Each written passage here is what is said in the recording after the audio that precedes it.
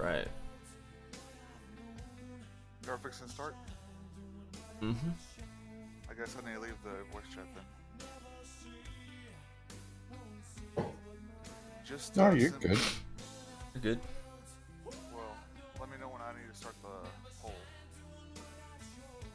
Towards the end. How long is this gonna be?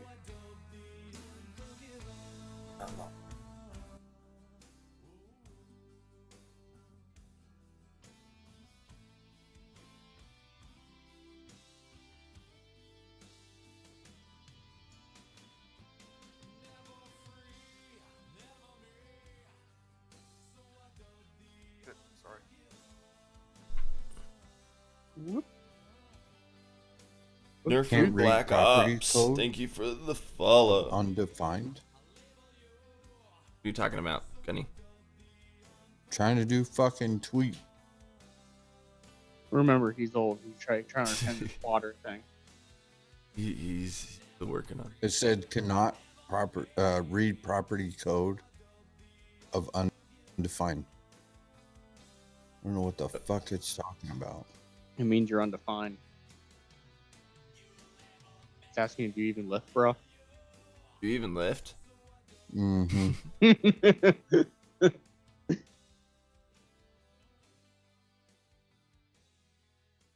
All right. First Omnia Podcast. Here we go. Nerf your Black Ops. Thank you for the host. Foxman. You're welcome. Sexy beach man. All right, what we're going to cover. We are going to cover welcome Who, what, where, Omnia. when, why, Omnia. What are we Omnia. doing? Who are we? What's going on? Foxman. Yeah. What is Omnia? Omnia is an organization made by streamers for streamers to join communities together to make a wonderful, harmonious group. That's it. Harmonious group. Harmonious group. I want that similar. Omnia to me is just really it's collective of individuals who have common goals to grow themselves as a brand on Twitch or even YouTube, but just as content creators or even game. Be interactive with a community that's a little bit more than just hopping on the console, hopping on the PC, and turning it on and playing randoms.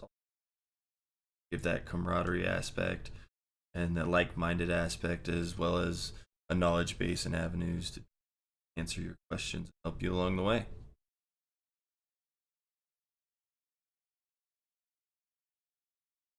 That's my take. Gunny, what do you think? We're just a big family trying to help each other get to where we want to go. Why did we start Omnia?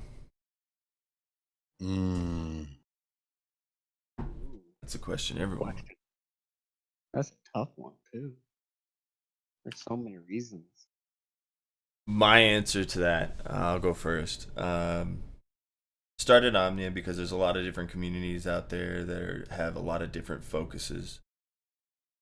Some you lose your individuality in, some you just have a lot of restrictions and requirements, or certain levels of activity and streams per month, or even I've seen contracts out there asking for percentages of people's tips, donations. That's all just bullshit. We're all playing video games. And I think that if you are more active, yes, you should be given perks and benefits. And if you aren't active because of whatever it is video games, and people prioritize things differently and shouldn't be held or punished for, going on vacation or, keeping your own tips for yourself. Oh yeah. Gunny, I guess- thank you for the host. You, my friend. I guess the reason why because I mean, in all reality, looking back at it, this is kind of yours and I's brainchild goal, and the whole idea behind it was more transparency, more openness, more acceptance of everyone. Our background we came from, I mean, they were okay, but there was an issue that arose that brought to light the lack of transparency in the organization, and it looked bad upon everyone within the organization without us even knowing why we looked bad.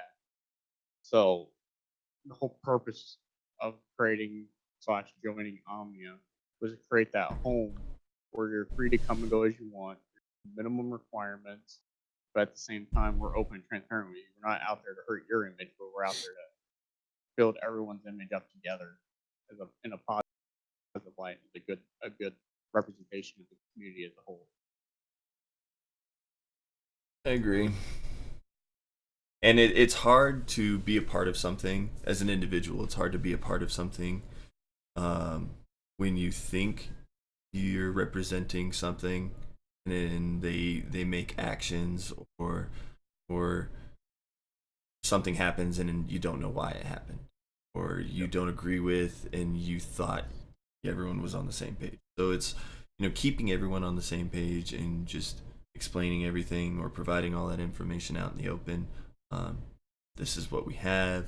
This is a open ledger. This is annual budget. This is the decisions we're making with this money. This is what we're going to do for these people at these points, and it really makes it easier for people to stand behind that kind of brand.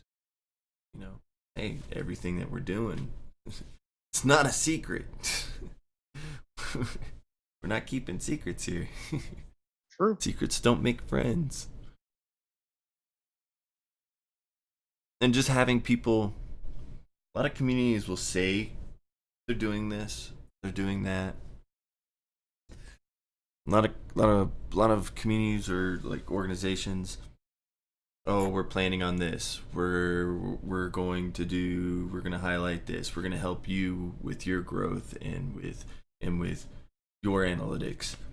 And turns out that at first they do, or they're there and then they're not there, or they never live up to their end of the bargain. And I feel having people in key places that enjoy what they're doing to keep the ball rolling, to make sure a community doesn't get stagnant, is a huge thing. And living up to our end of the bargain, living up to our word, and proving and providing people with what we can do.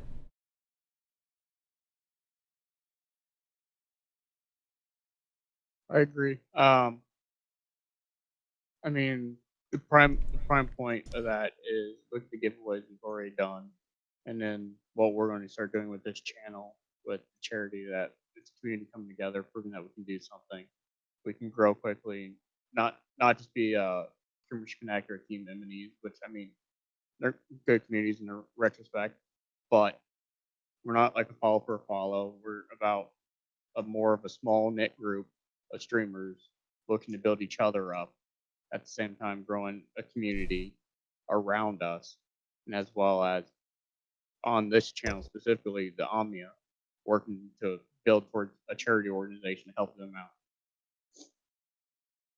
Yeah, and we'll be rotating those charity organizations, not to just solidify just one, but a lot of people care about a lot of different things, and anything that is meaningful to our members, we're willing and open to running some sort of charity. And that's how we picked our first one, Mass Mafia. Children are in the Air Force, Midview High School Air Force Junior ROTC program and Booster Club, and we'll be setting up a Tiltify and a campaign goal for them, but to help maintain and buy new uniforms, go on special trips and or training, so that they can further their junior military careers. And that's something a lot of our members can get behind and support. And that's something that we're going to be doing for the first month. on this channel. But next month it may be something different. Depends on what. And I'd rather it be something that a community member brings to me, that there's already a prior existent and emotional support or value to that, to keep driving that campaign for that month. And it means more when there's members, that are either directly or involved or indirectly involved. But there are plenty of other charity organizations out there that we can always campaign for. Yep. Definitely looking forward to the spring. I believe it'll be April, May. And I know you and I really haven't talked about this yet, but I know I'll be pushing for Play Live in St. Jude, and I think our community really rally around St. Jude what they do for children's cancer, helping, not charging a single person or a parent or a family member a single dime. They've never put a bill out one day of their life, and they cost them $24 million a day. Yeah. Is it St. just Jude's, me, sure. or is his mic coming in soft? A little robotic. Yeah. A little robotic. I was kind of turned away from stuff. You may want to disconnect and reconnect. I checked both Omnia and Stream for y'all, and Foxman was very soft both of them. So just a heads up. Gracias. 20% for me. That should be a little bit better. Oh, yeah. Yeah. That's good. Yep. Just throwing it out there. No, that's fine. I just had to turn up the amplification on the mono out. I'm still coming through that stereo though, right? Yeah. Okay. Yeah. Sorry, I had to actually run it from the mixer. Everything runs through the mixer. No worries. So There's not a weird static in moving the background though. Is there? No. Okay. Moving forward with Omnia, we're going to be having scheduled game nights that'll probably rotate movie nights on the same day or do separate days depending on the amount of involvement. We have people working on our retweet program and currently have a test retweet program going on, so definitely use hashtag OmniaGG, retweet and engage in any tweets from the Omnia Twitter itself. Help get things out there. It helps anyone. Hashtag OmniaGG. You got like 4 people retweeting that in 5 seconds. 5-6 seconds, and then multiple retweets after that. So I mean, there's still I thought I was retweeting a live tweet yesterday, and it was something that was chain retweeted from yesterday. So it's keeping a lot of things alive and flooding the market. But we are going to be fine tuning that so that more content related based and actual retweets of the original tweet. Not these retexted RT tweets. Recomposed, yeah. And that's where we learned the definition of retweet. Streamlabs OBS. I'm currently using the beta Streamlabs OBS for all of this. It is amazing. I like it. If you haven't, turn it to is quite amazing, isn't it? Tealish green side of Twitch. I really recommend testing it out. It's very easy to import settings from OBS Studio. It's just a click of a button. I'm slow to change. Let me see her. I want to see her war face. All the war face. That is hilarious because I just thought of that after him saying that all 3 of us are veterans. I mean, Gunny's still like the old man of the group, but he's. Yeah, all 3 of us. Why is that always a topic of discussion? Why does my age have anything to do with it? Because this is the internet. Age discriminates. Age discriminates all the time. Streamlabs OBS. Love you, Gunny. Definitely. Gotta get it. Jesse, we see you there. Streamlabs chatbot. I don't know about Streamlabs chatbot. They still have some upgrading to do. Streamlabs chatbot is still very much so in development, but over the course of the next 12 months, it will. I'm not going to give it an exact timeline, but over the next 12 months, they're working to integrate Streamlabs chatbot to Streamlabs OBS. Yeah, that will be even more amazing. But it is very stable. The very stable programs. Mic.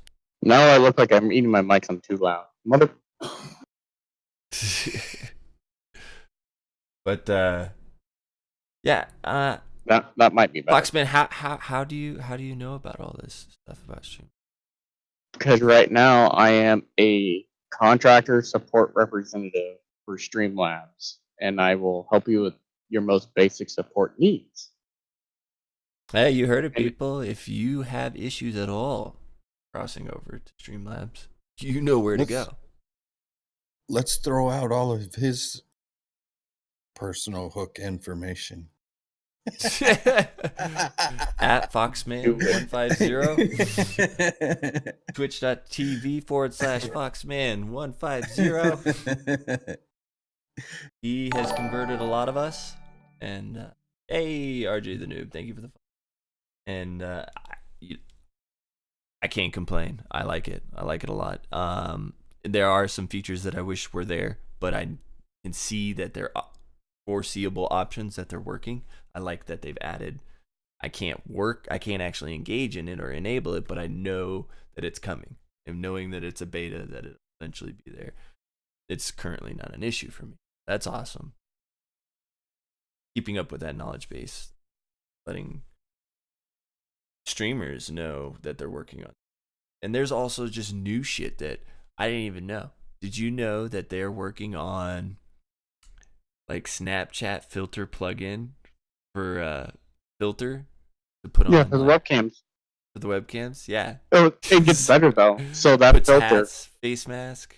it gets even better. So that filter, they're working to integrate that with your redemptions and your coins and stuff and events within your stream.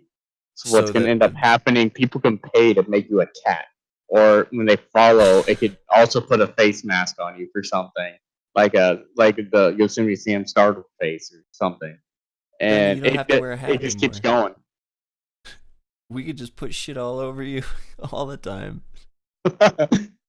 Yeah. And that'll be good for Phenomenal. He doesn't have to wear that hot ass hat. He can make sure that they engage in stream and earn their points so that they can put unicorn on his forehead. Or, balls on his chin or something. He'll love that. That's awesome. Looking forward to what Streamlabs has to offer. And yep.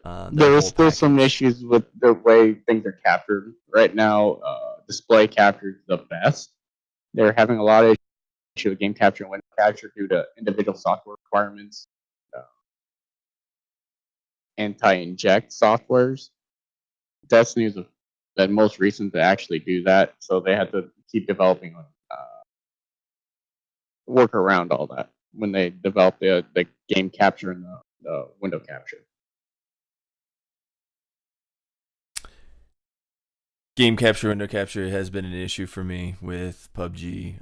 Not so much Fortnite. I mean, I can get one or the other to work. Usually there's updates. I got it to work no problem. Game capture this last time that I streamed. PUBG's been a big issue right now in the support topics. So if anyone's playing PUBG and using Streamlabs, they'll be asked. What about the workaround run as admin? Jesse is asking. That works with some people. That's the problem. So it's completely dependent on your hardware, and an Intel processor isn't an Intel processor. Like an i5, or let's even go just straight i7s. The 4th generation i7 versus the 5th, or the 6th, 7th, and 8th all interact differently with the way the software works. And if you're running H264, which is going to be the most reliable source, then you should be good. But the problem is a lot of people run an INVEC, which is fine, but then every single card is different, including the aftermarket one. So an MSI 1080 is going to be different from an Asus 1080, which is going to be different from a PNY 1080 versus Vega. So they're having to work code around that and understand why the GPU chipsets or the processor chipsets are not communicating equally and getting the same issues. The same thing with motherboard. Each motherboard which helps work that processor, an MSI motherboard versus an Asus motherboard versus ASRock, same thing. they're having to work around that and make sure they make a uniform code I'm hearing within an there. echo. In your, I am too. I'm hearing it coming, feeding back from someone. Now it's gone. From me? I don't know. It's gone now. It just stopped. No, I hear it. It's still there. Okay, I was hearing it, but I'm not now. Now, hang on, there it is. Ah! Yeah, it's coming from It's you. like a fish bowl. It's coming from you. From me? Yeah. 1 sec. Then you're too loud.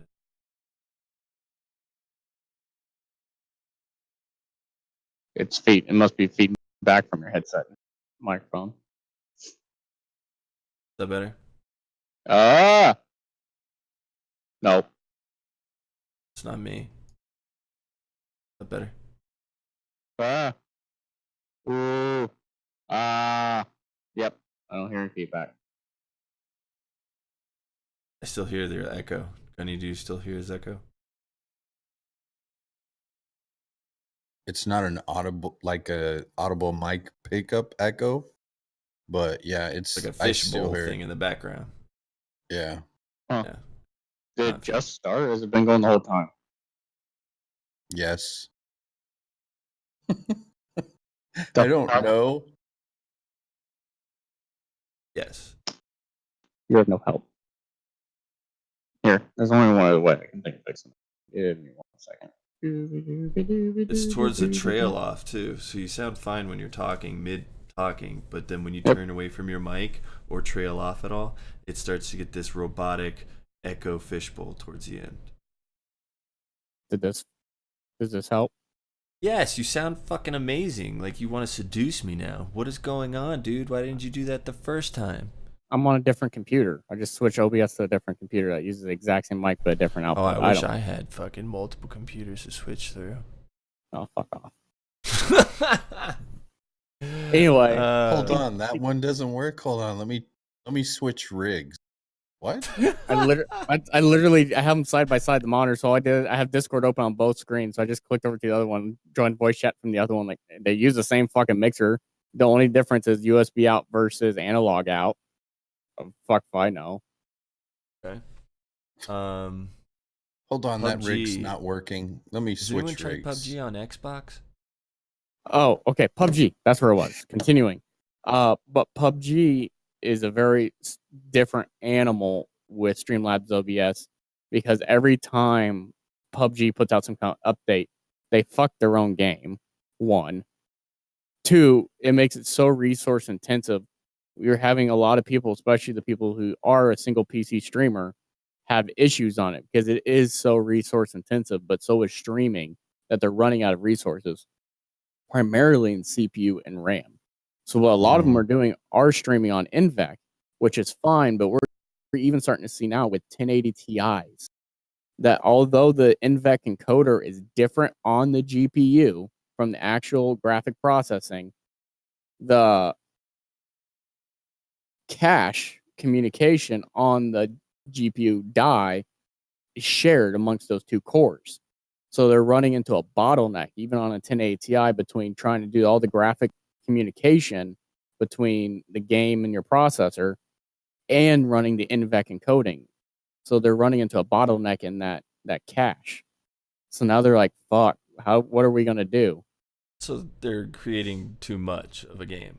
Basically, yeah. So And now they're having to downscale. Well, not just downscale. They won't have to do it because if I know, but if you're not streaming, it's going to be fine. You're not going to run into that bottleneck. But if you're streaming and gaming on that same rig using the same GPU, you're going to run into issues. I think the only GPU I'm aware of that isn't having an issue is that ridiculous new Titan card. Can somebody break get that all down that? into normal fucking? Did you get all that, mode? Gunny? Okay, I'll do normal talk. So we'll put this in it's all layman good. terms. So what happens is the GPU most people talks over a understand what we're talking phone, So and they're then the making too phone big of cord a can't game. hold two voices. Making So too the big of a phone game. has enough power to have like 20 people talking to it, but the phone cord can't carry 20 voices. It can only carry 2. They got too much going on in the game to communicate back to their server, and So they're un- gonna have to downscale the game. Take away. Yeah. No, So, it's not. so unless Well, it's not even you're the server. someone It's not like even the network. Foxman with multiple rigs, you're screwed. Unless you want to run, no, not necessarily. You can Okay, run cool. you can run the graphics on the minimum settings and be fine. But it's the people who want to stream at 1080 at 60 frames a second, which 6,000 kilobits per second, by the way, won't do worth a shit. Mm-mm. And play PUBG maxed out, and they're wondering why their 1060 card is fucking shitting itself. Mm-hmm. But yet, My 1060. He's talking about me right now. I have a 1060. Don't feel bad, people. oh wow. Okay, well, I wasn't talking about you, but I'm gonna call you. I'm gonna call you out on that. So Yeah. basically, even though the GPU core can handle it, the communication on the PCB, which is the actual card itself, the little thing that runs the electrons between the actual processing unit and the computer, can't handle all that throughput between also doing graphics and streaming. Yeah. On Intel. So they're trying to make it onto console, and as they have a beta on Xbox One, just 30 frames per second. That's fucking But terrible. while you're in game, actually trying to play the game currently, it's more like 13 to 15 frames. Oh, is it really that bad now? Some people they Wow. see like around 20, but it's pretty, and so they're having to take away from the game, which in a realistic game, if you're taking away from realism, taking away from the game itself, make it another CS:GO battle now. Which I mean, Well- H1 successful at doing something like that, but I mean, well, that I- even segues to our next topic, though. This is why Fortnite's stealing the light from PUBG. Not that Fortnite's a fantastic BR, but Fortnite is fun. It's fresh. Everyone can play it, no matter what hardware you have, and they're constantly improving and optimizing. I don't know. I mean, what are the age groups of people that would enjoy Fortnite? Gunny, do you enjoy Fortnite? I'm not a fair pick because I enjoy the battle royales to some degree. Fortnite, I think some of the big thing that Fortnite's stealing the thunder from PUBG is based upon the fact of its fun factor. Just the overall almost gooey fun factor in regards to the things that you can do within game. I don't think it's like an amazing killer of PUBG, but it's one of those sniper killers of PUBG right now. Based off of the fact that it is fun. Anybody can plug up and go and do it. And because of that, it's getting so much play. I don't think they have something that is mind-blowingly amazing. It's just easy to do. Where I think with the other games, there's such a learning curve in the other battle royales that people just kind of do man, it's so much easier just to play this one. Let's do that. Yeah, I can see that. I just it could be personal preference, though. I mean, I like PUBG on PC for what it is. When I don't drop in to the map and get sniped with a pistol across map through the wall by hackers, or when I'm not in a final 2 situation and realize that the opponents were tossing nades and shit at me because they were cheating and hacking and had a map that showed everyone where they were on the map. I think there's some definite issues and they've gotten severely hacked, and it would be a good realistic battle royale if the gaming experience was much better for PC game. Fortnite, I like. You're right.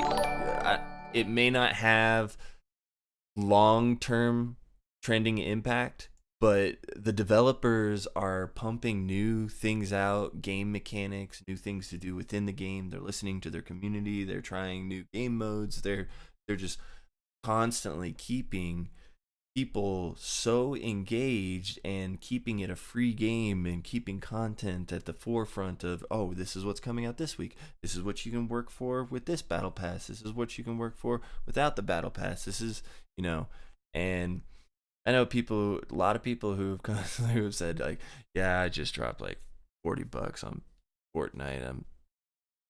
I have it all. And you see them all decked out dancing around like goofballs. They enjoy the game and they're paying for more content and the game's free. I haven't put any money into it, and I have stuff and I have gear and things like that within the aesthetic by all means, but they are trending enough and keeping it alive enough that coming back on a daily basis, people are able to play at any given time. It's not, oh, ask for money or wait till Christmas, or it's available. It's there. Everyone can do it. And yes, it is fun. It's entertaining. It is childish, and that's the takeaway. You find a lot of people, it's a kid's game. It's childish. I see grown ass fucking adults playing. I got a 60-year-old guy, streamer, grandpa killed you.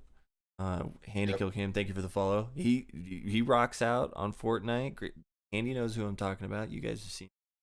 Yep. Gunny, his old ass has played Fortnite. Hey. Yes.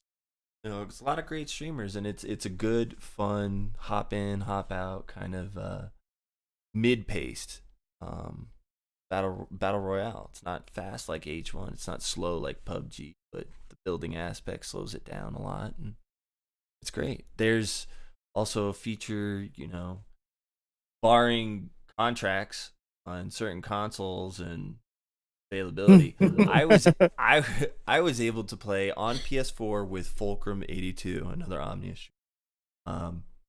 He was on PS4 as well. I was able to play with Slow Ghosted, a member of the community, and Tofi, a member of the community. They were both on PC. Joined up right on me like it was nothing, and we went at and got a couple wins, got 3 second places. It was pretty cool.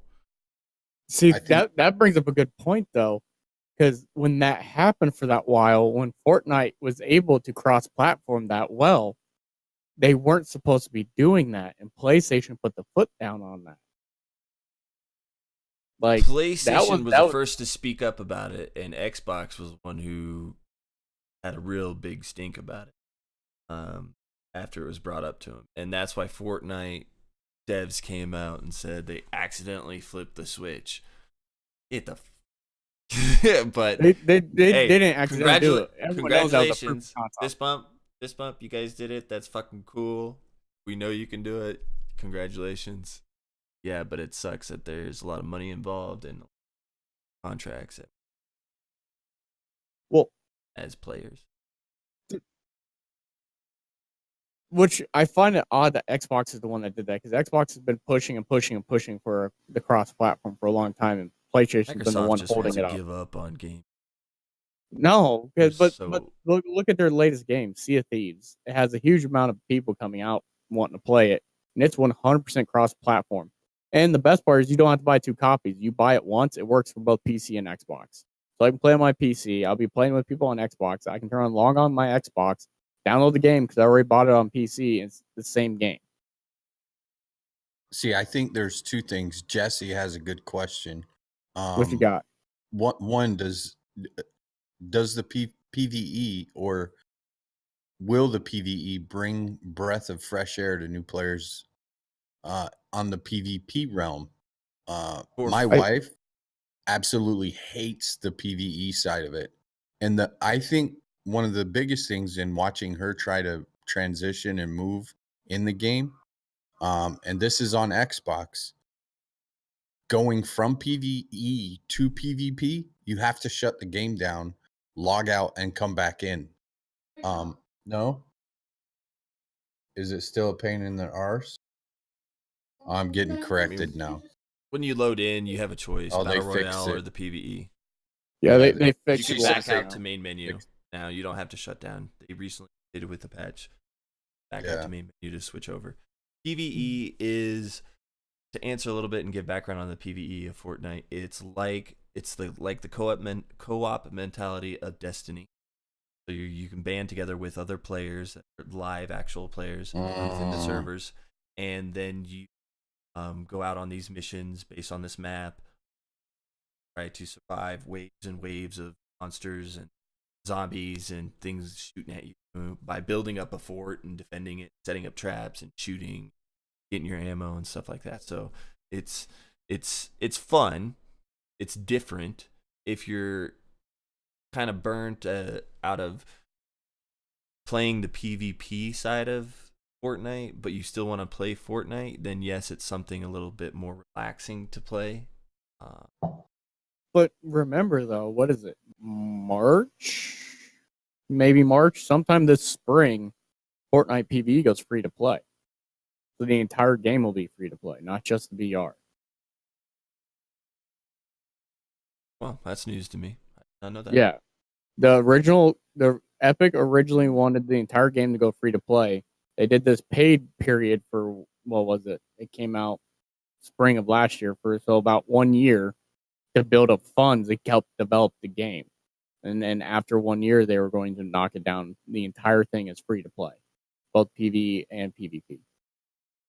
And then the only thing that they would be making money on. They're pulling enough revenue. They're pulling enough revenue from just battle passes and coin purchases to be able to make their game now completely free to play.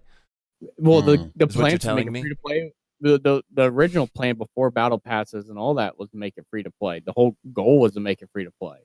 I'm imagining now that's becoming a reality, and I'm assuming that the PvE is going to have something similar with some kind of microtransaction or cosmetics or something. You know what I mean? So that way they're going to be pulling a Destiny without pulling a full Destiny because you're not paying for the fucking game at that point. You're only. Could we stop using the D word? What, the Actually, Destiny? that's actually our next topic. Session. Actually, our next topic. Let's do it. I'm a Destiny fan just like you, man. But you and I are both got to be on the same page that the content is stagnant as hell. That they learned nothing from D1 and they went right back to the exact same model Are with we gonna have a D2. Gunny rant right now? I'm warming up. I think it's a problem, and right now, Destiny is at the forefront. Destiny 2 is now at the forefront due to the fact that, like you said, they're stagnant. I think it's a bigger issue than just Destiny and the whole Bungie and them. I think it's game developers as a whole, which kind of ties back into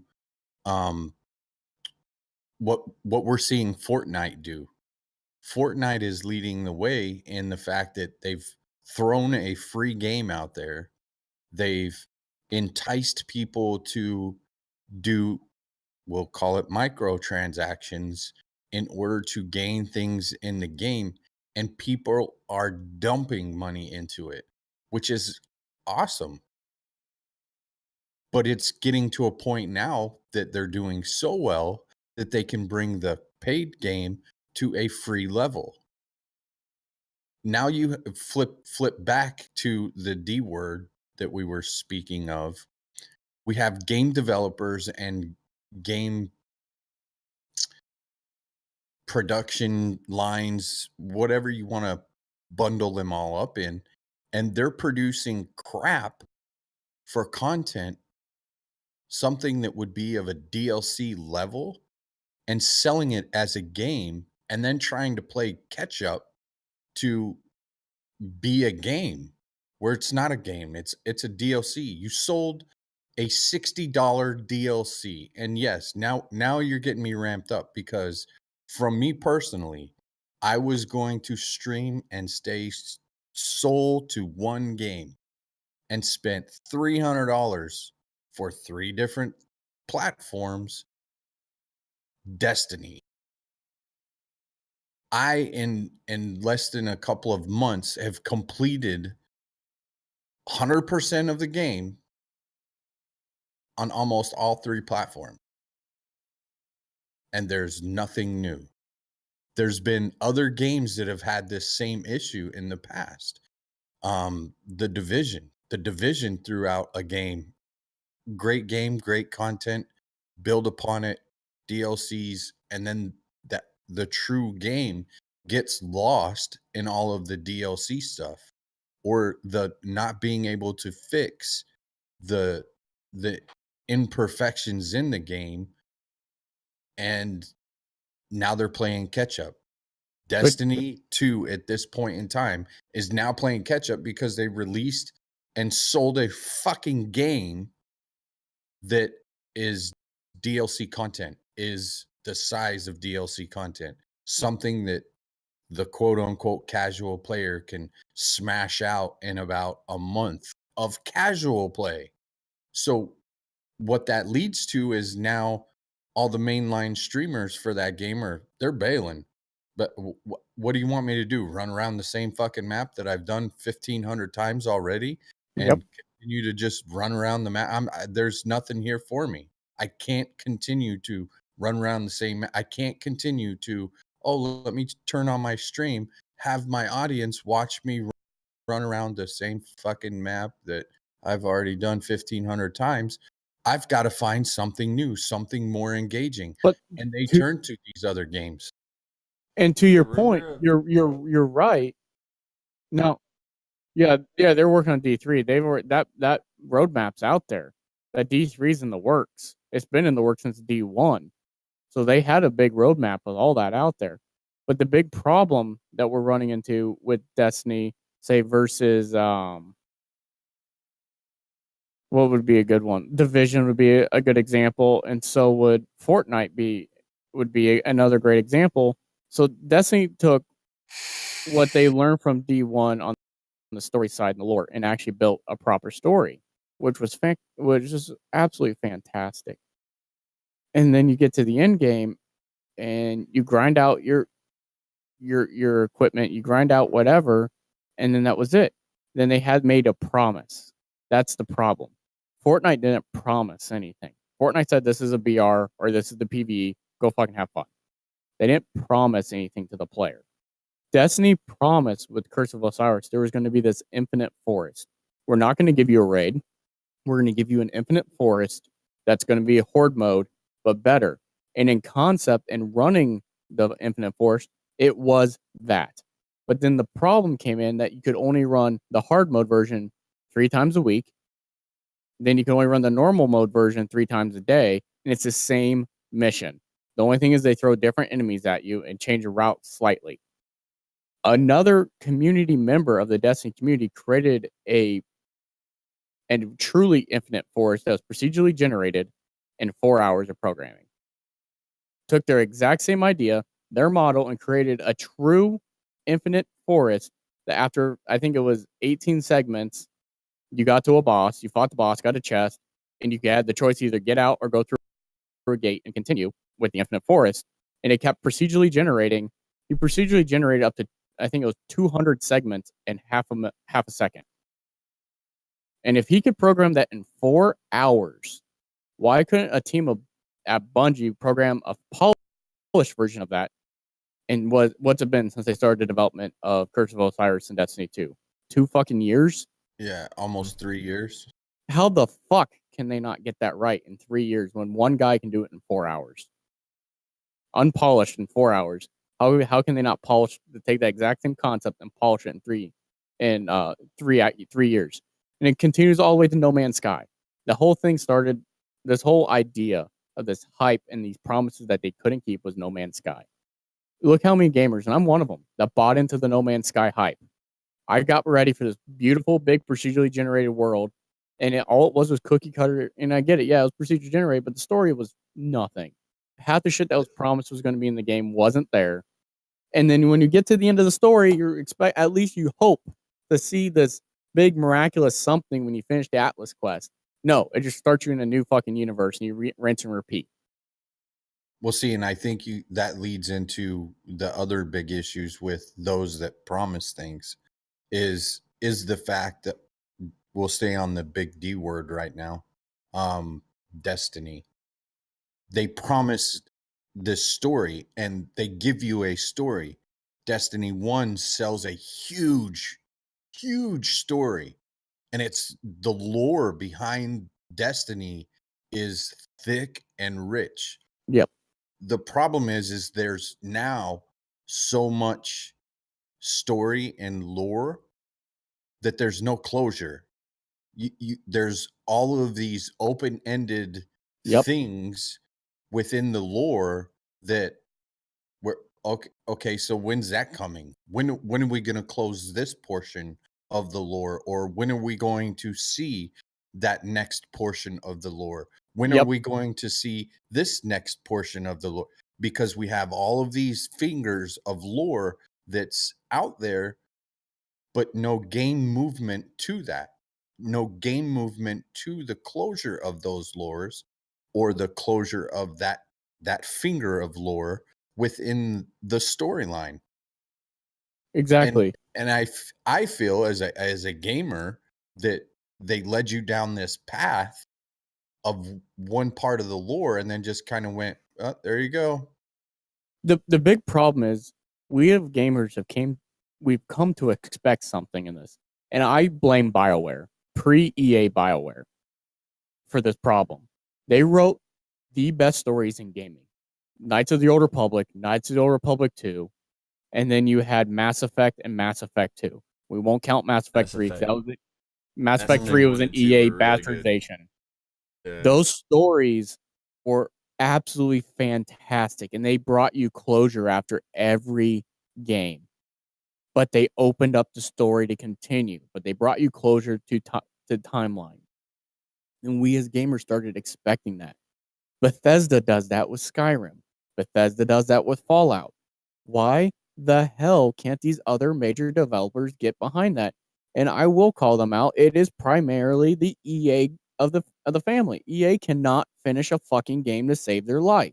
Now you throw Bungie into the mix, and in Activision, if it wasn't for Blizzard, Activision couldn't tell a story better than a 2-year-old. Blizzard is the only member of the Activision family that can tell a story. It's what is going on with those two developers that they can't figure this out. And then instead of figuring it out themselves, they're going out and buying the companies that can, and then they're fucking the franchises we love. Mass Effect 3 and Andromeda are prime examples. So I think it cuts. Is it turning more of? It seems like it's turning in more of a, oh shit, I have a deadline, or now we don't get this out sooner, you're gonna miss the window of opportunity to make money on this product. That's not true. Look at Bethesda. I know Bethesda. Yeah. We're all disappointed with Bethesda's VR releases, but how many people still to this day are playing Skyrim and Fallout 4? No one gives a shit that a new Skyrim isn't out or a new Elder Scrolls isn't out. No one gives a shit that a new Fallout's not out. We love the game, so they're still playing it. Yeah, I got bored of it, but not everyone has. That's just me. Bethesda has the right recipe how to make it work. Yeah, they kind of failed the VR. Everyone knew at their E3 last year that there was something wrong, that they were going to announce something new, and something fell through the cracks in development. That happens. But the only downside of Bethesda, the only thing that they have going against them is transparency. They're not letting their fans know what's wrong. We don't care if something's wrong. We waited for Skyrim for how many years? Since Oblivion. Even Fallout 4 took a while from Fallout New Vegas. But look what happened. They came out, everyone rallied behind it, and it was beautiful. And they're open to the mod community. Look at Skyrim mods. They're still coming out new mods to this day, 4K mods and 4K textures. Yeah. I think it's a bigger business issue in the aspects of the product has become more important than the person. They're more driven to the product, to the dollar, than they are to the people. The people are speaking, affecting quality. It is, and the people are speaking. All of these communities, the Destiny community. If right now Bungie and Activision are not hearing the Bungie community, they're dumb. Look at the directory. It's easy. Look at the Twitch directory. Pull it up. What was it 5,000 at the max right now? Yeah, at the max, D2 is at 5,000. At launch, they took the top 5. They were in the top 5 spot with over 200,000. That's in Twitch. That's just a small glimpse of what's actually out there. And within a couple of months, now they're at the bottom of the barrel. That if they're not listening and they're not hearing, the money talks and bullshit runs the marathon. Exactly. I mean, and I'm seeing D2 even in the top 10 right now. And that's your problem. I can't find but them. While you're in the top 10, while you're in the top 10, tell me how many Bethesda and Blizzard games are in the top 10. I guarantee at least two Blizzard World games. Of Warcraft. I guarantee it's World of Warcraft, Hearthstone, and Overwatch. Hearthstone. Yep. Why are those games? Why is half of the Blizzard franchise always in the top on Twitch? It's always fresh, even without new content. It is fresh because it's always adapting and changing. Topic, Overwatch and Bethesda. Overwatch is a single game that has been on a solo charge of character changes and mitigating game balance between all the different factors. Now, gamers knew it was going to take a long time because you have all the different dimensions to worry about, like a jetpacking first-person shooter. You have to worry about those kind of dimensions, and yet you have to worry about all these different attributes that different characters do. So it's a lot of different in-game mechanics that you have to try to balance. One character's got to balance out another character, and one can't overpower the other one. And when the game first came out, there were characters that just get slaughtered with. But the further the game has developed, it's more balance, and now they're at a point where they're able to introduce new characters or different versions of characters, or giving different attributes to old characters, which are just revitalizing the content that's already there, but keeping true to their strong storyline that they built on the game itself, and then true to the brand of Overwatch. And they've even started up the Overwatch League. Isn't that right, Foxman? Yeah, so you're right. They've started up an Overwatch League. So what Blizzard has done, mind you, though, Blizzard is part of the Activision family. They are the brother to Activision. They're the parents over that company. But Blizzard has enough deviation away from Activision where they can control the Blizzard IPs solo. So what Blizzard has done is they've invested into Overwatch heavily. And they turned around and they created the Overwatch League, where they modeled the NFL. They took that concept of how NFL teams are structured, and they structured that into esports, or revolutionized the esports industry. So they put minimum salaries to players. They put minimum contract dates. I think it's 2 years right now. They had to have owners that had the money, that could front the teams, as well as all the travel that was going to be required. And then they set up the rules. And as we can see in the inaugural season, some of the rules are still changing, but they have a beautiful setup in how everything plays. And you got teams all across the world playing. I mean, half the rosters are Korean. We all knew that was coming. But the Overwatch League is killing it. On average, I believe every single Overwatch League match, they are averaging 170,000 views for the inaugural season. Dota 2 has the highest for any esports watch, and I want to believe concurrently it was 20 million last year for the championship. But Dota 2's been building that for 10 years? Yeah. And this is the first season, the second week of Overwatch League, and they're averaging pretty close to 200,000. The inaugural matches were at 350,000. They're killing it right now in the esports. And Blizzard is proving with Overwatch League that you can structure esports like a traditional sport without all the other bullshit that was going into the esports industry. I know all three of us are aware of that kind of situation that was happening. so it protects both players and teams.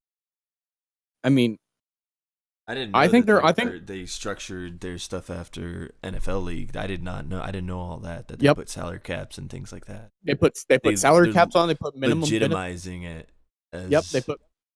So when a player signed a contract, it was a 2-year contract minimum. I believe it was a minimum of $50,000 up to a certain amount with a salary cap for the team. You have a roster up to a certain number or minimum of 6 up to, I can't remember what the top number was. It's all based on how much money you spent in the salary cap, how much you're willing to spend. Each player, when at the signing of their contract, also had to be guaranteed 2 years of health insurance and other benefits, retirement plan, the works, just like you would any other NFL player or anything. The league has a commission. Each team has an owner. Those owners then have sub-managers and coaches. I mean, it is lined up just like the NFL. That's fucking deep. What That's the intense. hell are other esports organizations like Call of Duty doing? Why aren't they legitimizing it, making it easier for competitors since it's 18 and over? Why are they not doing like that? It's easy why they're not doing it. 2 million going into their COD World League. We're going full circle on this. It's easy why they're not doing it because it's Activision versus Blizzard. Blizzard looked at a problem that is the esports industry. It's big but uncontrolled. There was no controls into it, so the growth was sporadic at best because you have all the different COD leagues. You have the Activision COD leagues, but then you have ESL, then you have MLG, and then you have E-League, and then you have all these other ones. And they all have different rule sets, different map sets, different everything, and how the players are treated. And Blizzard's like, that shit's got to go. You got to make a uniform system. If you're going to legitimize esports as an actual sport, it has to be uniform. There has to be standards put in place. And that's what Blizzard did. They said, you know what? Let's take it after the fastest growing sport in North America, the NFL. NFL has clearly overtaken baseball as the national pastime of America. I mean, just look at the amount of people who watch the Super Bowl versus the World Series. That the numbers alone tell you the NFL is up there. So if the NFL is doing that, what are they doing right? Okay, it's the organization, the rules, the commissioner, the way the teams were set up that gave the NFL the ability to grow like it did. So Blizzard took that model and they made it work for esports. That's crazy. It kind of hurts a little though as a COD fan. Feels like, when someone talks bad about your friend in front of you, but what they're saying, is completely and utterly the truth. It hurts right here where you're just like, man, I'm here, dude. Wait till I leave or something. But like you said, I have nothing against COD. COD, I haven't played it, but I've watched people play it. I like COD. COD's a fun game. But it's Activision not taking an active role in the esports part of it. Their laissez-faire attitude towards it and letting the other esports organization run it without any kind of controls is what's causing the problem. There has to be checks and balances put in. If you don't put those checks and balances and controls in, it's the wild, wild west. And that's what esports has been up until this year. Blizzard is the first one to put true checks and balances and developer control over how their esports community around their game works. They, to the point that damn it, I can't remember the name of the league. I think it was called the Aspect League in Korea for Overwatch was shut down because of it. Like, no. Blizzard straight up said, no. We like you. We know what you're doing is trying to get Overwatch into esports, but we got this. Faye, just back up. We got this. Well, who's your team and who you root? The Houston Outlaws, who are 2-2, and they kicked the shit out of the Shanghai Dragons in the Dallas Fuel in a 4-0 victory, baby. Woo! I saw they had a viewing party? Oh, God, yeah. Yep. Government Slave, who is one of my mods and a member of the Omnia as well, was actually at that viewing party. He said it was off the charts. Like there was a lot of people. Couple hundred. Overwatch League? Yep, a couple hundred people there. And then it was just a streamed event. Yep, and then you have the actual Blizzard Arena, which is in LA. And then I'm not sure what the capacity of the Blizzard Arena is, but if you haven't seen that thing, even if you're not into Overwatch, if you're watching this and you're not into Overwatch, I fully get it. Overwatch is a very niche market for a lot of people, but watch just one match just so you can see what Blizzard built with the Blizzard Arena. Like every surface is a fucking TV screen, custom design, where they can make it all one giant screen, or they can have all kinds of different shit on it. It is absolutely beautiful. The way they have set this thing up is perfect. They nerded out on an arena. Yes, they nerded out an arena. Take a boxing match. It is basically the type of arena they made. Take the highest tech boxing match, and that's what they did. What? Any? Who's in charge of that? Blizzard. Oh. Okay. Just checking. I've heard that name before. All right, moving on. They're the brother to Activision. For some reason, one half of the brain gets it right, the other half can't get it right. That's an odd coincidence. Well, you have to remember, too, with the Blizzard-Activision merger, Blizzard retained the right to their own IPs. So Activision actually has no control over those. So although Blizzard Activision are merged, Activision has no say on the Blizzard side of the house. Blizzard can just like, yeah, no, go away. And that's very, very, very smart of them. House of Representatives. Basically. That's cool. Jesse's got it right. Lefty's doing it wrong. I mean, and we'll just leave it at that. And it's to the point, Blizzard has been doing everything right. And I'm going to bring it back to Destiny, just a hint on this. Destiny, Activision saw the need for a launcher. So instead of creating their own, because they knew they were going to fuck it up, Activision went to Blizzard like, hey, can we use your launcher? And Blizzard's like, sure. I guess we can add another game to it. That is how bad Activision, or how lazy Activision is, and how proactive Blizzard is. That proves the point that Blizzard can make things work. To the fact that they're now hosting Activision games on their servers and through their launcher. Yeah, RJ, you're absolutely really right. However, yes, and they're on the downslide of shit.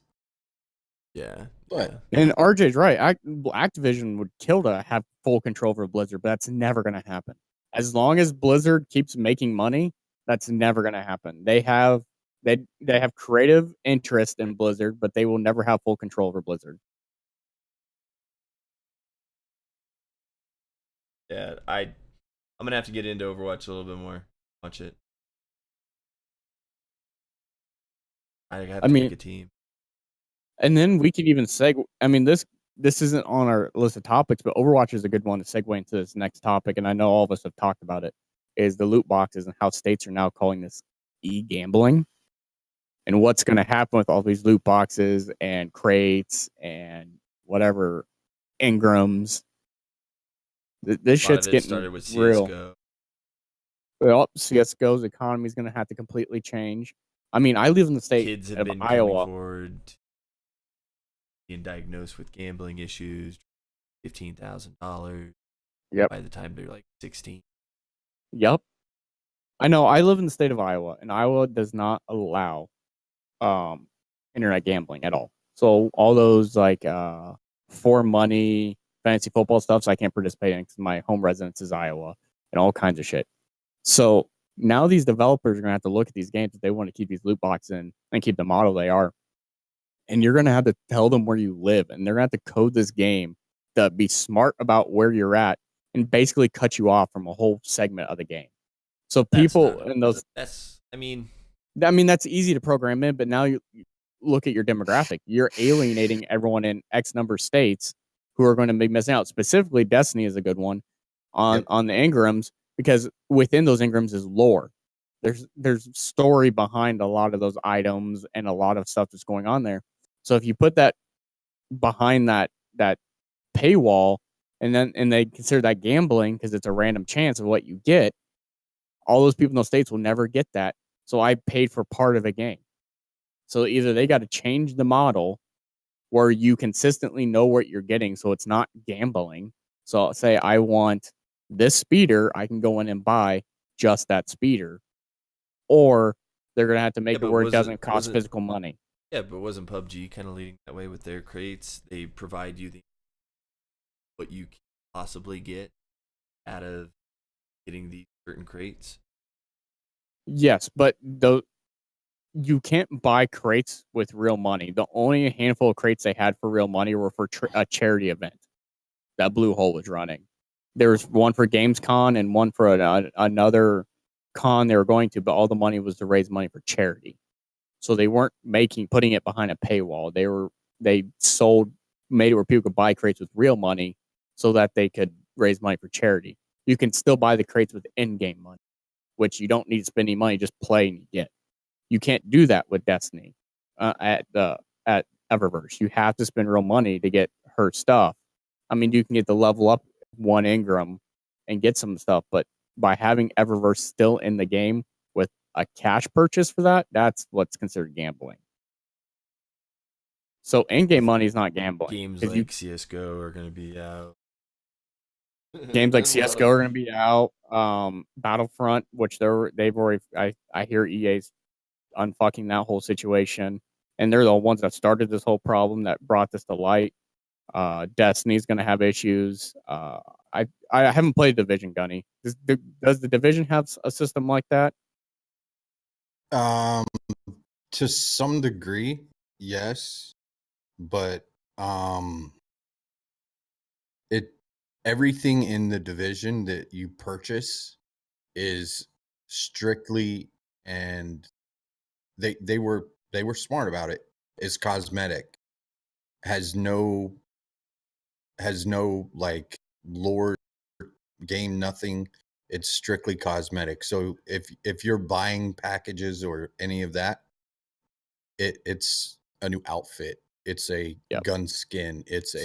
They follow the Blizzard model of what they like did Call of with Duty, the loot boxes. just strictly cosmetic.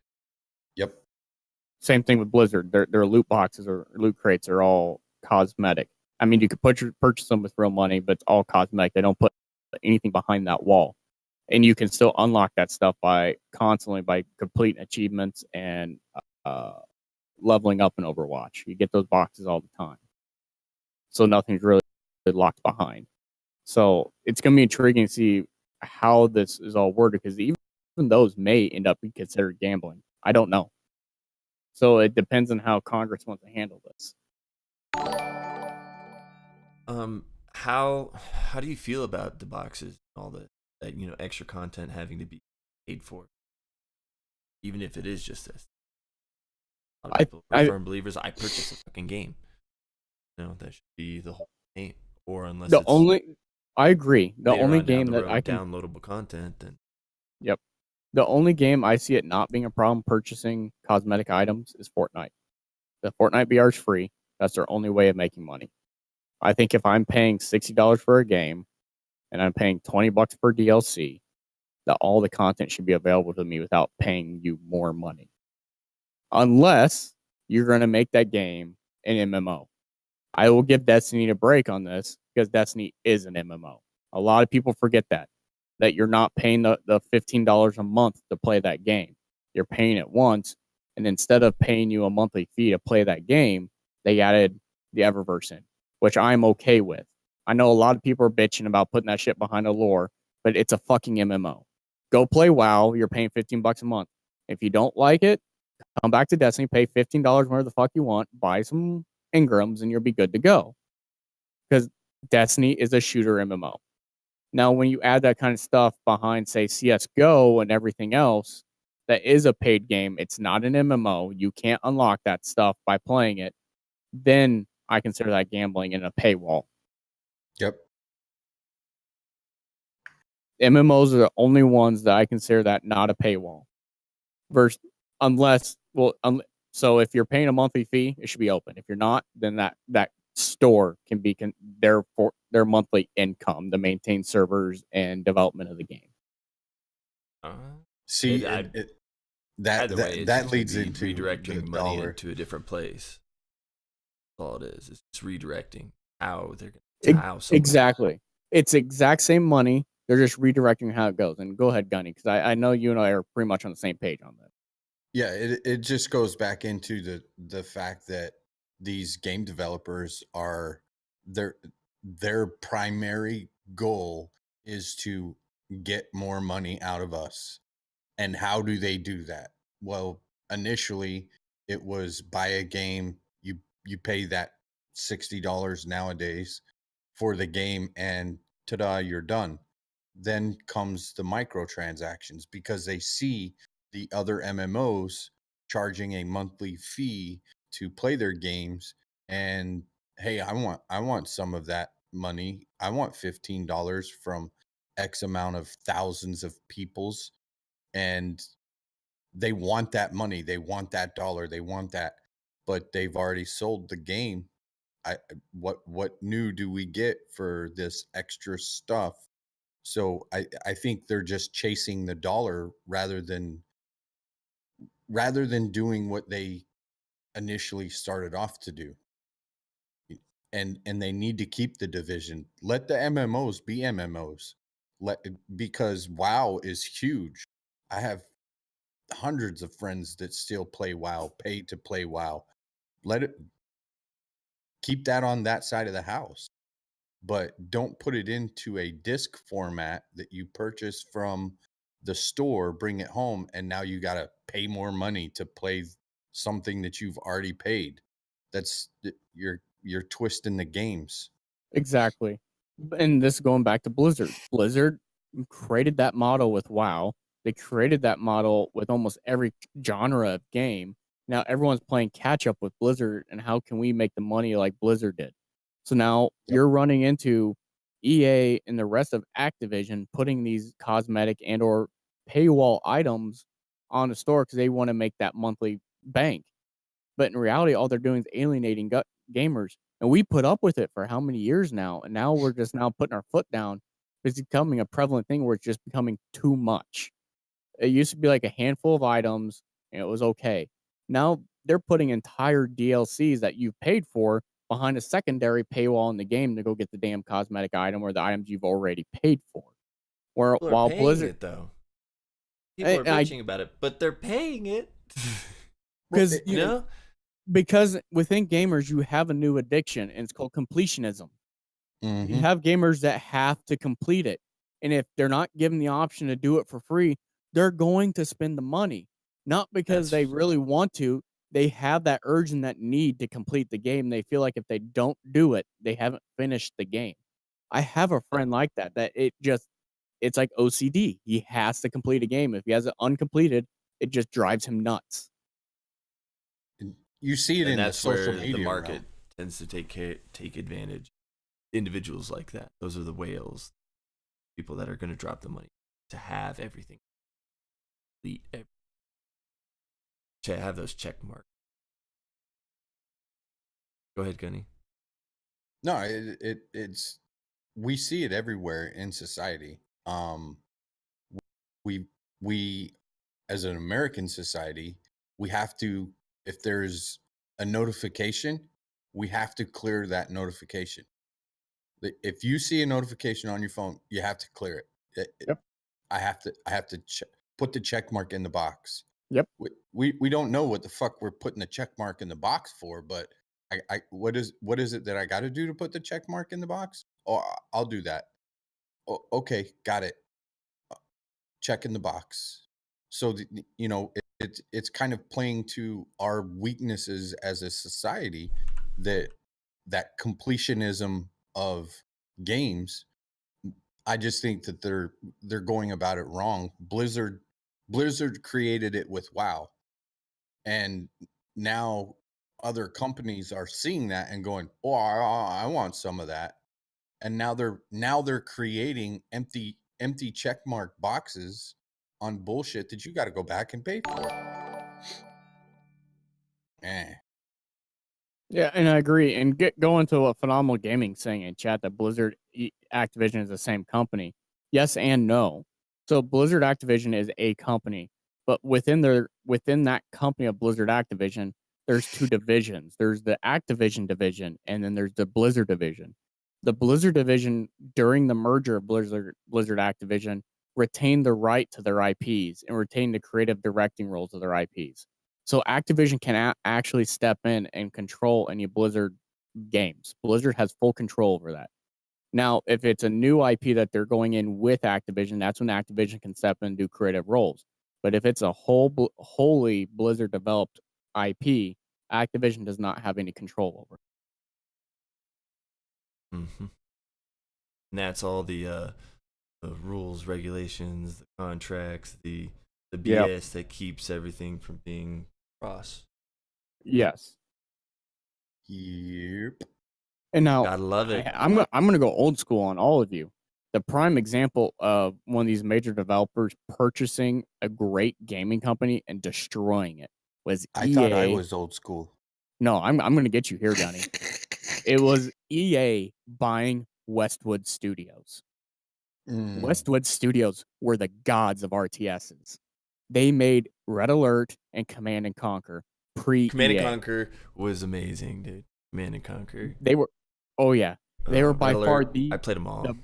They were by far the best RTSs ever created. And then guess what happened? EA got their hands on Westwood, bought them out. Westwood thought it was going to be a great deal for them going into EA, having the money to be able to create even bigger, better games. And what happened? EA fucked the franchise completely. Well, I mean, what Capcom did to Resident Evil with Revelations until Resident Evil got a hands for number 7. You know, people buy something out, think that they can make something better of it, and it's not what the community wanted. They're coming from outside of the community and pissing off the already existing followers that are there.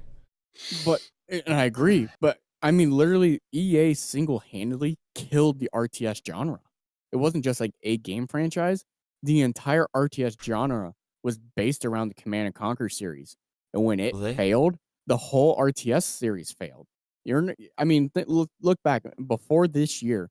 And minus Civilization, what was the RTSs memorable RTSs that came out that were big on Twitch or anything? Something Ages called Battle of the Ages. And most recently, aren't there mobile RTSs out now? There's some. They're Civilization based. They're more turn based versus real time strategy. They're turn based strategies. They're not really RTSs. They're /turn based. Yeah. Yeah. No. So, I mean, since Command and Conquer, I haven't. This is the first year that one has actually taken, including the top 10 at Twitch, which is They Are Billions, created and developed by an indie developer who realized the need that RTS could come back. And what they have done is they took an RTS, a tower defense, and a horde mode game and combined them into one big genre under this RTS banner that breathed the fresh breath of air into the RTS genre that was desperately needed. I mean, EA's more than given up on the Command & Conquer series.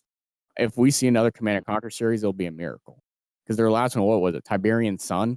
The remake of Tiberian Sun? Yeah. And that wasn't very good. It tanked so bad.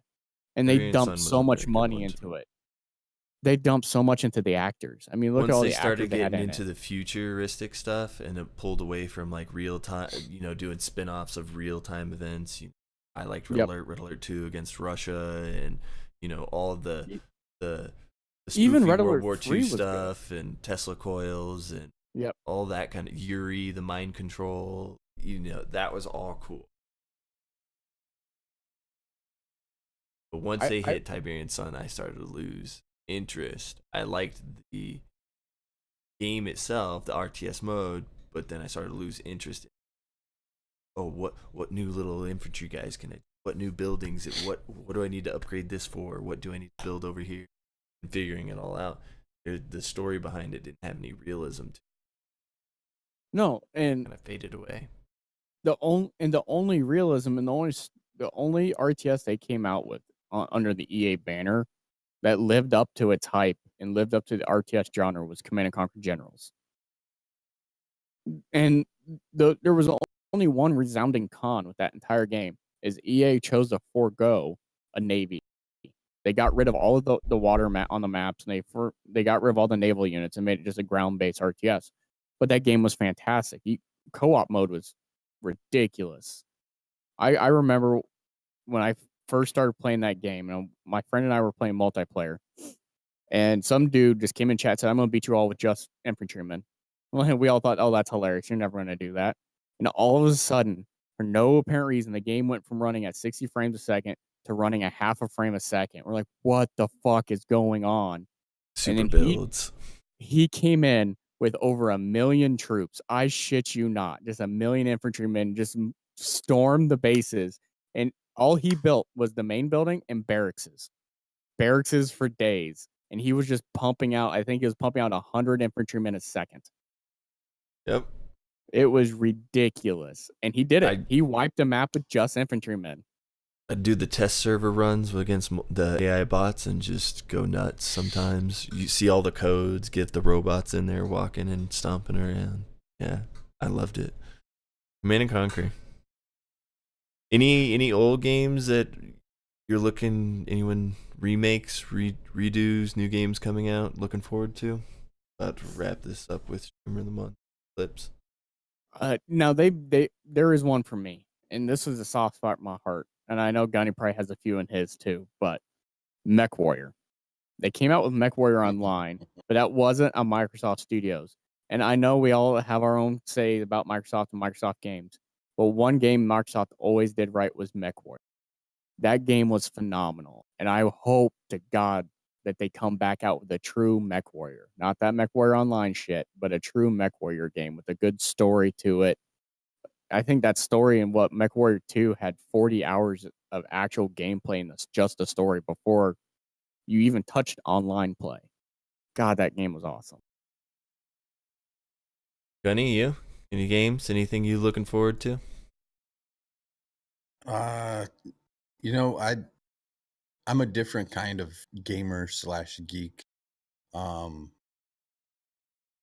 Maybe it's the young person in me, but I stick to the things that I like, and I don't stray away. I've enjoyed branching out and playing a little more COD. And I say that from the aspects of COD sticking to its roots, boots on the ground. I've enjoyed going back to the Division, but old games, I can't even. Yeah, because I've even seen D Rooks bounce back to like BO3, and that's 3 years old. Yeah, as far as old games, they don't make systems for the old games that I played originally. I don't know. I don't know about that. I would really love to, well, it's there, but it's, it's another $umpteen investment to get into it. But They just the came out Super with Mario Brothers, I would love to play Mario. But I don't want to invest in another platform. I don't want, and those are the things that steer me away from it. And the limited release of the throwback Mario machine, I think Nintendo needs to wake up. I mean, they see it, it's there, it's out on the market, and it's like there's a huge need for that. I think it's funny if you look at the directory, the Twitch directory, Cuphead, and I've watched a few bigger streamers stream Cuphead, and not going to say any names, but they had, as they were streaming it, they were like, "I hate this new game mechanic." And during what was going on, she had jumped up and then was trying to dodge some thing that could kill her, and the mechanic, she fell down the hole and died, and said that was a new mechanic. Well, it's not a new mechanic. If you played Mario Brothers, that's the way the games work. Once you made it to this area or to that level, you don't get to jump back down. You don't get to go backwards on the map. You die. but the fact that something like Cuphead, it's literally Mario Brothers with a cup. Seeing the fact that it's up there on the directory is fun, but yeah, no, I've seen people play it. That and what was that? X and the body and Oh, you're not talking about me. I don't know. I know. Wait, hang on. I'll tell you here in a second. Why can't I think But of it? I recently saw that Epic Games is working on the original multiplayer Getting over it. game. Getting Over It. That was that one. Yeah. That looks fun. It's very simple. It's just added it's just utilizing the mechanics there in a different way, and I thought that was interesting. Getting Over It. Pretty good game. But what I was talking about, Epic Games, downloading games launch.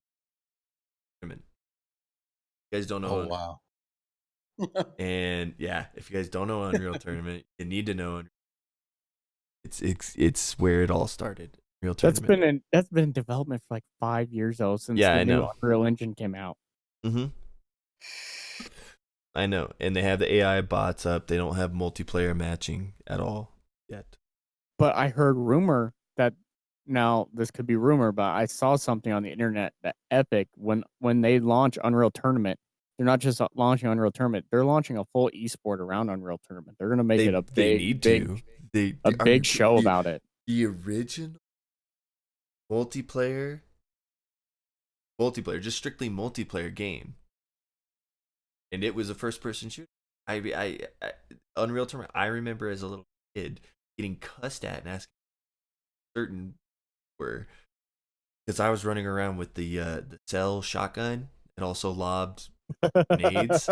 And, yeah, I was that 9-year-old running around with the shotgun, but I was fucking good. Some of them, you know, good god, like one for multi-kill headshot. I loved it. And sniping, it was ridiculous. So be able to attack and say that again at that multiplayer kind of level, I'd be all over. I buy COD because that's fast paced and that's fast paced enough to keep me thinking. In Unreal Tournament is where it all began. Too scared to fight. Thank you. Like Jesse's saying too, Quake. We got Quake coming out too. Mm-hmm. So all these the people who created the shooters, who truly made multiplayer shooters for the first time, which was Unreal and Quake, are coming out with new versions. Long time coming. I'm looking forward to it. But we'll see. Rumors are rumors. Rumors usually have some shred of truth to them. So, I mean, that would be a big rumor for an esports league to be launched around it. But that would be really awesome. I would definitely take a team. But I'd like to get into top 5 Twitch clips of the week for Omnia within the community. We pulled a few of the recent clips. People submitted there. Twitch clip 1, shitbag named Hellboy. You guys can view it. We'll run a poll, see which one you guys like. Not the clip.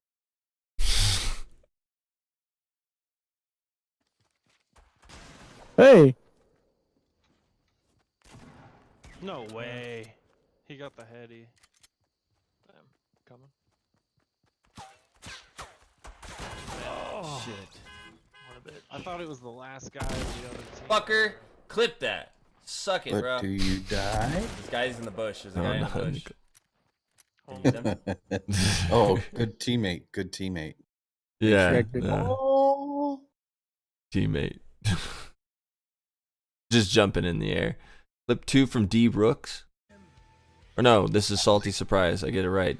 Salty Surprise. You missed D-Brooks, it? I'm sure you're in there. Thank you. Ding! 270. That was a hell of a miss. Yeah, I swear he shot through him. Watch it. Just barely above. See, I don't get it. On that first shot, how'd that guy not move? The dude didn't move at all. Like, I skipped his ear. Good vibes. Uses the launch pad to come in. For how goddamn laggy Oh, that was the game dude a was bush? to get 15 Oh, kills dude and was win in it, a bush. I'm in awe right now, dude. We That gotta is win by the insane. explode. We gotta win by the The explode. fact that I had to push through it, baby. We persevered through the bullshit. Love it. You know? Mm-hmm. Persevered through the bullshit. 15 man. kills and in with the win. I'm sorry, man. Pretty I good. gotta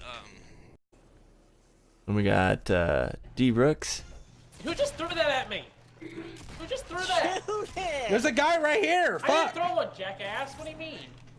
Drum roll I threw it in there. D-Rooks. Why did you throw it at me? Guys! Yourself, then. Fuck, I No just killed way. 3 people by my fucking self. There's 2.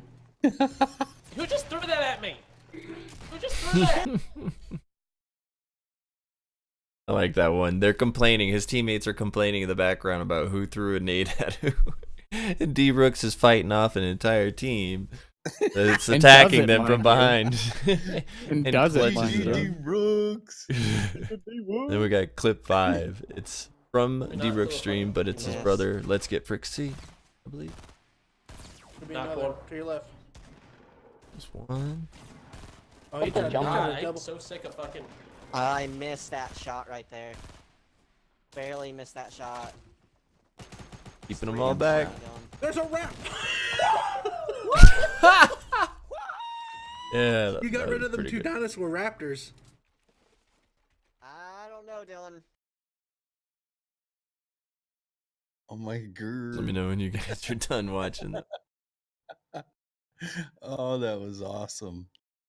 Oh, Saint, if you could run that poll. Poll is active. Poll is active. How do you run the poll? How do you? You have to do a Excellent. exclamation point, a vote, clip, 1, 2, 3, or 4, or 5. Yeah, just exclamation point. Vote. Vote. And then 1, either 0, 1, 2, 3, or 4. All right, get your votes in. Get your votes in. Get your votes.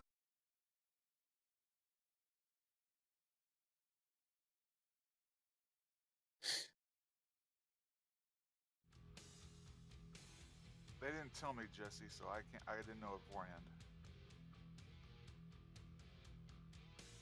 Oh, you didn't match them up?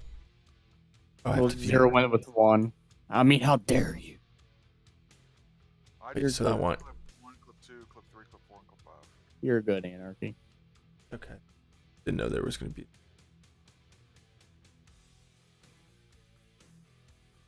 All right. Is multiple votes? Is there multiple votes? No, I do not allow multiple votes. Ooh. Oh, shit. Oh, shit. No multiple votes. All right. All right. Close that poll. Close that poll. Close it. All right. Who wins?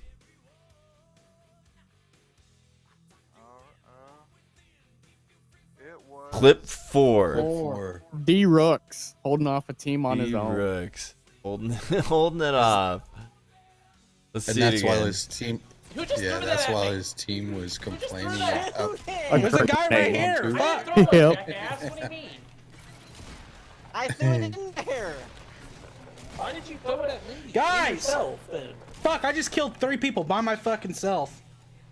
Who just threw that at me? Guys, Threw that guys, at just me. shut up. I'm just going to kill all the people by myself. really way nothing's getting angry that people they're just whining about the Just- grenade. Guys, who gives Getting a shit? I'm trying all to kill sorts of- people. Good shit. Love it. love it. Congratulations to Dope Mellow for winning December Streamer of the Month. Store will be open shortly as soon as I can figure out the integration from Printful app directly to Shopify. You'll have an apparel line there. If you guys don't know who Dope Mellow is, you guys should know, should follow him. Where is... Oh, I had it. Can I get a shout out? Do you have the shout out command in there for Dope Mellow? Saint I don't Anarchy? know, I might look that one up.